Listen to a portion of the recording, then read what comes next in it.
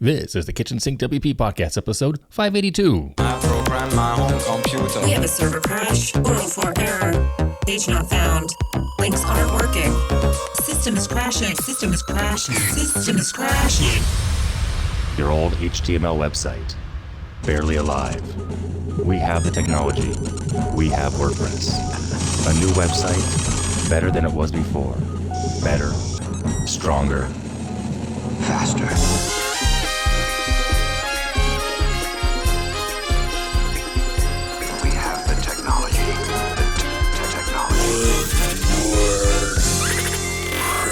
Why, hello there, everybody. This is Adam Silvey, host of the Kitchen Sink WP podcast. Thanks for being here. Let's get started. All right, upcoming events. We have two next weekend. WordCamp Vienna, April 25th and 26th. Pretty cool. And WordCamp Málaga in Spain, April 26th and 27th. I would love to go to either one of those. Málaga is one of my favorite places in the world. I went there before I got married. By accident, happy accident with my buddy Damon. Anyway, that would be an amazing WordCamp to go to just because of where it is in Spain. So maybe I'll try to go. Can I make that happen? I don't know. You never know. Anyway, all right, moving on. Segment 1 in the news. One thing to talk about here, WordPress 6.8 did get released last week. It is codenamed Cecil. A couple of highlights here that I read about. I have not yet used it. The style book got a cleaner look and some new tricks. Editor got improvements and new, stronger password security with bcrypt, which is pretty cool.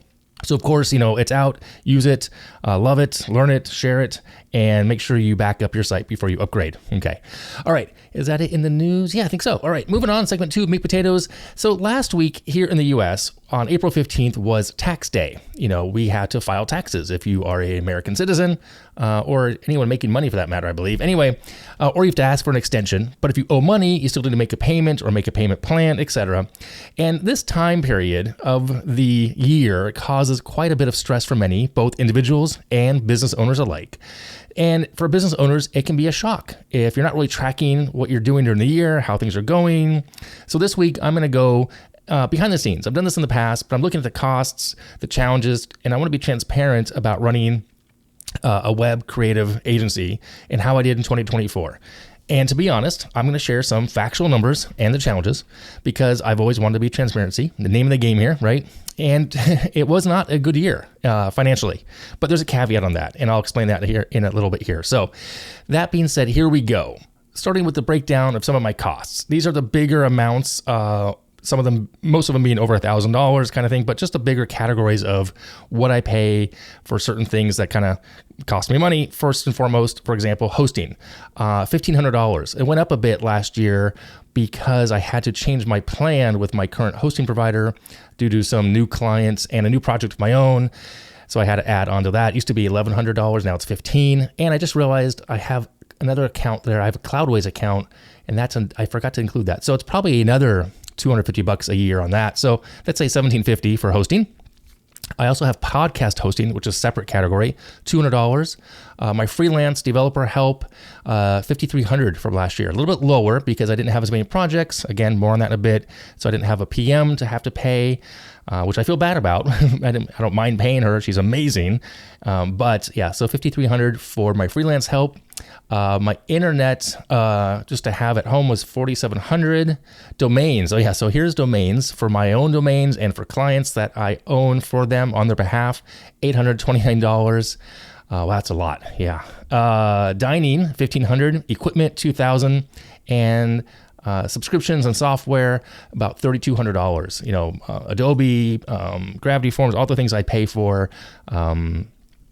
Just all that subscription stuff, Dropbox, anything that goes in the business area, it's about $3,200 for the year, which has been lower slowly but surely over the years. And lastly, other stuff plus travel, because this is a separate category I'm clumping together because not all the travel, not all the other things are part of Concierge WP of my agency. They're a bigger part of my overall company, my LLC, which is an umbrella for for all Concierge WP, Kitchen Sink WP, AdamSilver.com, and most recently Run Adam Run.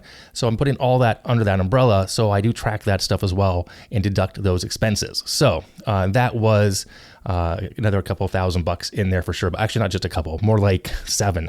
So yeah, there's that as well. All right. So overall, about $25,000 in expenses. So now moving on to income, and this is an easier category to share because I'm only going to share the income from Concierge WP, and about 18,000. That's it. Yeah, 18,000. Now you're probably wondering, well, that's a loss. And it is. It's 2 years in a row I've had a loss. About 8,000 this year, 3,000 the year before. But that takes us to the third topic here, which is revenue and reality, the truth about the profitability aspect. Yes, I ran a loss the past 2 years. And well, I kind of knew it would be this way, both 2024 and 2023, but I planned for it because I had savings I could pull my owner pay from. And I say owner pay as a category being from the book Profit First. Thanks again to Renee. I'm a huge fan of that book. So I had the money to do this for the past 2 years. Prior to COVID and in COVID years, things were really good. I mean, a lot more in the black for sure.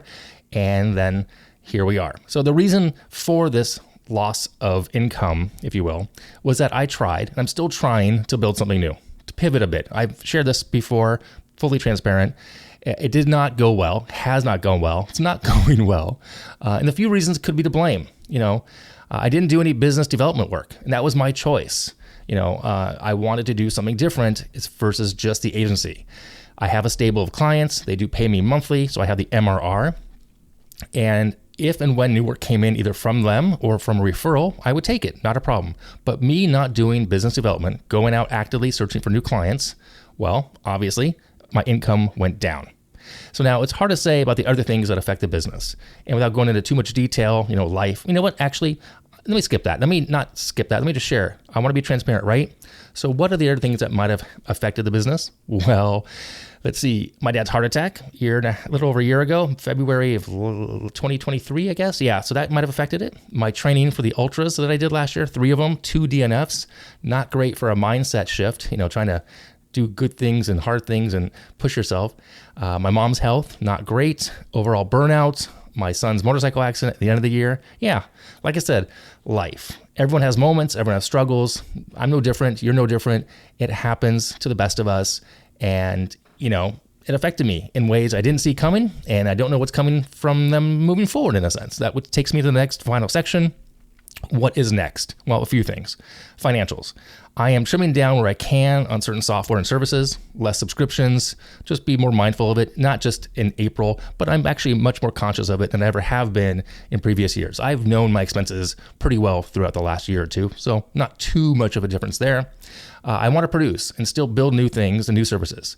I honestly believe I have ideas that are needed for business owners, flight attendants, and runners. Those are 3 separate things, by the way. I'm trying to figure out what's the priority right now because I'd like to see a consistent income source, multiple income sources, because I know that'll help offset if any one thing takes a hit, if you will. Maybe the industry changes in flight attendants and that service I want to build for them, they may not need. So anyway, so I do want to still produce. And that being said, the main lesson and takeaway, it's okay to make things, to change things, to pivot. And I encourage you to do the same. There's a mindset of the fallacy of the sunken cost fallacy, I think it's called. Yeah, where you can't give up, you can't change anything because you've put so much time and effort. But truth be told, I listened to a podcast recently with Ev Williams, who was interviewed by Tim Ferris about just that, about the fact that sometimes it's okay to move on and to stop doing something. So that was the year of 2024 financially for me. And that's going to take me to segment 3, tip and tool of the week. I'm going to give you 2 of them. One is that podcast. I'm going to put a link in the show notes about that with Ev Williams. He's the co-founder of Twitter and some other stuff. And he was interviewed by Tim Ferris. And the other thing I want to put in there is, of course, the book Profit First. I'll link it in the show notes for both of those things.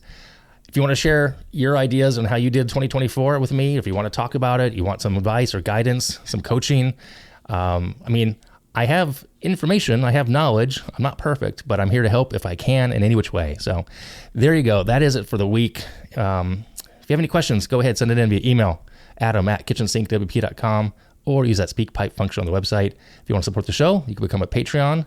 Link in the show. Sponsor. There's a form. Fill it out. Get back to you. That'd be awesome. Thanks for listening. See you next week. Now go out and do some awesome things with WordPress. All right. Bye-bye.